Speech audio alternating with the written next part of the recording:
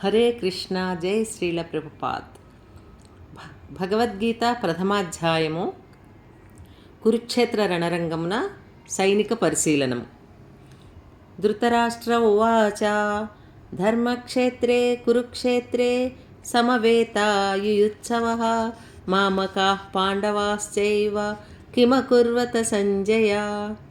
ధృతరాష్ట్రుడు అడుగుచున్నారు సంజయుణ్ణి, ఓ సంజయ, నా పుత్రులు పాండురాజు పుత్రులు యుద్ధం చేయాలని డిసైడ్ చేసుకున్నారు కదా, యుద్ధం చేయాలని నిర్ణయించుకున్నారు కదా, వాళ్ళందరూ ధర్మక్షేత్రమైన కురుక్షేత్రమునందు సమకూరి ఏం చేస్తున్నారు, ఆ తర్వాత వాళ్ళు ఏం జరుగుతోంది అక్కడ అని సంజయుడిని ధృతరాష్ట్రుడు అడిగారు. అప్పుడు సంజయుడు చెప్పుచున్నారు, సంజయ ఉవాచ దృష్ట్వా తు పాండవానీకం ఫ్యూఢం దుర్యోధనస్తదాచార్యముపసంగమ్య రాజా వచనమబ్రవీత్. సంజయుడు పలికెను, ఓ రాజా, పాండుపుత్రులచే వ్యూహముగా ఏర్పాటు చేయబడిన సైన్యం అంటే ధృతరాష్ట్రుడికి చెప్తున్నారు సంజయుడు. ఏమని అంటే, ఈ పాండుపుత్రులు చాలా వ్యూహంగా అంటే ప్లానెడ్గా చక్కగా ఏర్పాటు చేశారు ఈ పాండవులు ఈ సైన్యాన్ని. ఆ సైన్యాన్ని చూశాక దుర్యోధనుడు తన గురువును సమీపించి మాట్లాడుతున్నారు. ఏం మాట్లాడుతున్నారు మీకు చెప్తాను అంటున్నారు.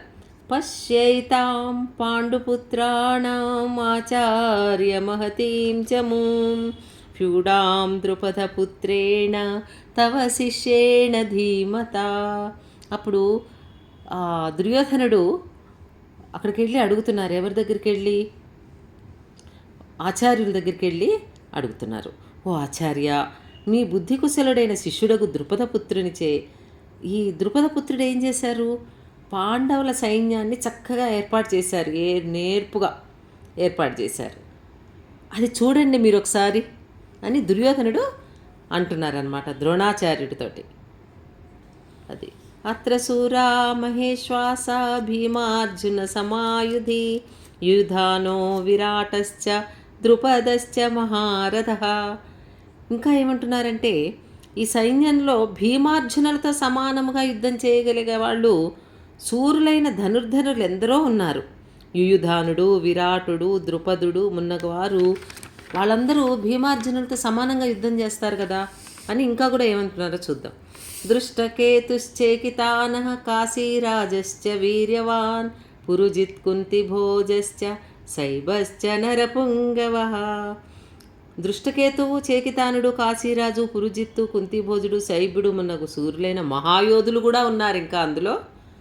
హితామన్యుశ్చ విక్రాంత ఉత్తమోజాశ్చ వీర్యవాన్ సౌభద్రో ద్రౌపదేయాశ్చ సర్వయేవ మహారథాః.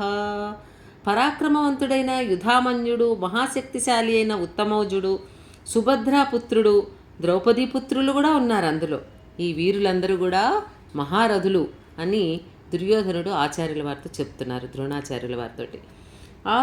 అస్మాకం తు విశిష్టాయే తాన్ని బోధ ద్విజోత్తమ నాయకా మమ సైన్యస్య సంజ్ఞార్థం తాన్ బ్రవీమతే. కానీ ఓ బ్రాహ్మణోత్తమ, నా సేనాబలమును నడుపుటకై ప్రత్యేకంగా యోగ్యులైనట్టి సేనానాయకులను గురించి ఇప్పుడు నీకు తెలిపేదను.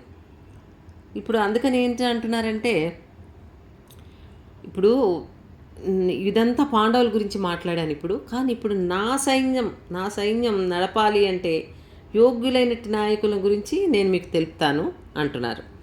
భవాన్ భీష్మశ్చ కర్ణశ్చ కృపశ్చ సమితింజయః అశ్వత్థామా వికర్ణశ్చ సౌమదత్తిస్తథైవ చ.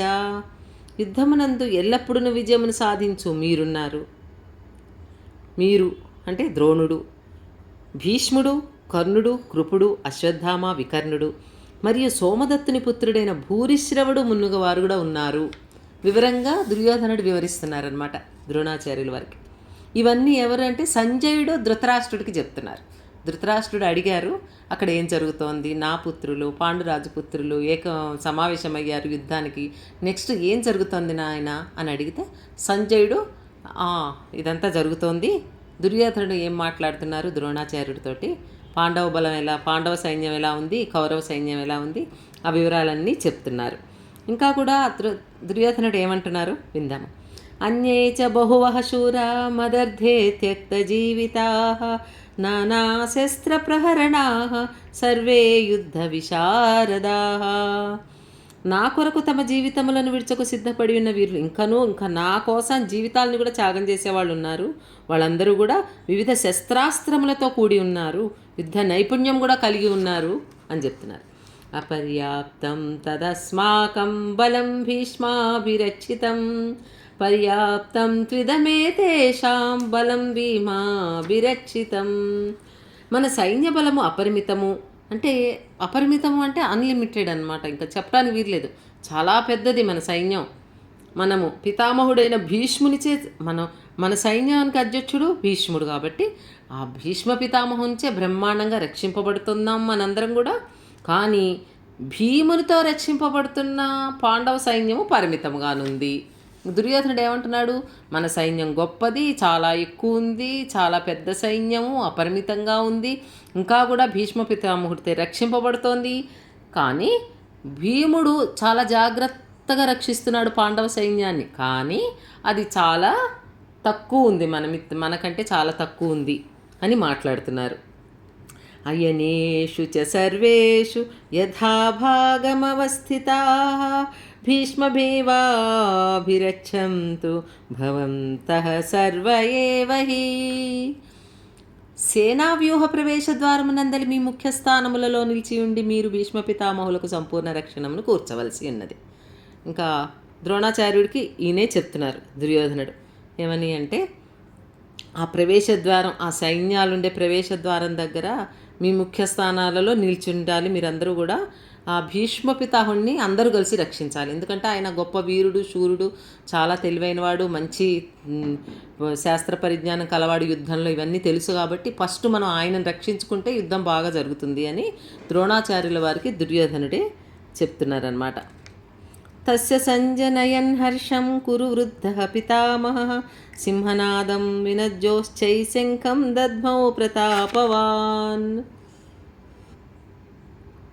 ఇవి ఇప్పుడు ఎవరెవరు ఇంతవరకు ధృతరాష్ట్రుడు సంజయుడిని అడిగిన దానికి సంజయుడు దుర్యోధనుడు యుద్ధ ప్రదేశంలో ధర్మక్షేత్రమైన కురుక్షేత్రంలో దుర్యోధనుడు ద్రోణాచార్యుడితో ఏ విధంగా మాట్లాడాడు, వాళ్ళ సైన్యం ఎలా ఉంది, పాండవ సైన్యం ఎలా ఉంది, కౌరవ సైన్యం ఎలా ఉంది, ఎవరెవరి బలాలు ఎలా ఉన్నాయి, ఎవరెవరు ఎలా వ్యూహాన్ని పన్నాలి, ఇవన్నీ కూడా దుర్యోధనుడు ద్రోణాచార్యుడితో మాట్లాడారు అని సంజయుడు ధృతరాష్ట్రుడికి చెప్పారు.